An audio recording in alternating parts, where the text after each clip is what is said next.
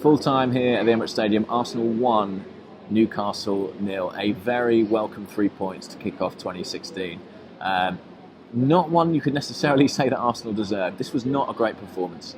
And I think this had been coming. You know, we saw what happened at Southampton. Arsenal very poor there. I think against Bournemouth they were elevated by the brilliance of Mesut Ozil, but he didn't really fire today, and consequently it was a very turgid affair, very stodgy, not good to watch. I think, you know, the difficult schedule that we faced over the past couple of weeks caught up with us today. We're not able to rotate as much as some sides. We lack depth due to the injuries that we've suffered, and I thought that showed. We looked tired, we looked jaded, and we looked short of ideas, really. Particularly in midfield, Aaron Ramsey and Mathieu Flamini, I think their partnership has kind of muddled us through the last few weeks, but I think we saw today some of the problems with it. Ramsey likes to bomb on, Flamini often stationed just in front of the back four, and that created a big gap in the midfield which Newcastle were able to exploit quite effectively, the likes of Ayoze Perez dropping into space, Moussa Sissoko cutting in field. An interesting selection for Arsenal, I thought. Alex Oxlade-Chamberlain started on the right hand side ahead of Joel Campbell.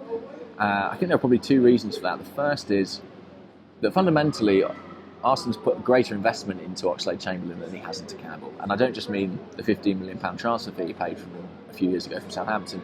I think he's someone who he genuinely believes in as a big long-term prospect for this club. I'm not sure, despite Campbell's good performances late, that he sees him in quite the same way.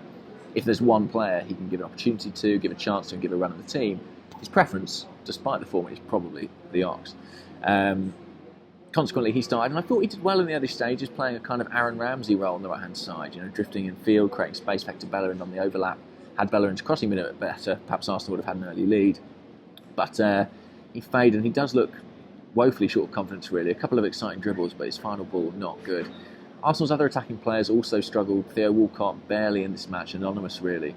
And Olivier Giroud looked understandably tired. I mean, he's played a lot of football in a very demanding position, and I thought that was evident today. However, he did make a vital contribution in the opponent's penalty area, climbing high to nod down the ball for Laurent Koscielny to grab a late goal. Late-ish, 70th minute or so. And a massive goal, really. You know, I think had Arsenal failed to pick up points today, it would have dealt a real blow, because this is a game against a team, you know, looking at potentially relegation that Arsenal should be looking to win. And although Newcastle were effective on the break and relatively well organised at times, that doesn't change the fact that Arsenal need to take away 3 points from matches like this if they want to be champions come the end of the season. And they did. And ultimately, come May, the fact that this was a pretty poor performance will be forgotten. Arsenal do owe that 3 points not just to that Koscielny goal, but also to Petr Cech, who extended his Premier League clean sheet record today and was really tested in order to do that. Made a couple of outstanding saves either side of half-time from one-on-one opportunities to keep the scores level and keep us in the game. Had Arsenal gone behind, they would have been in big, big trouble, because Newcastle were set up to hit them on the break. We would have had to chase it. It could have got pretty ugly, pretty fast. But Cech underlined his value. What a massive addition he's been. I think when he signed for us, John Terry said he'd be worth 12 points. Well, those were certainly 2 of them today. So there we have it. A win for Arsenal and a few days respite now before the FA Cup. But all in all, not very pretty, but welcome start to the year. Cheers.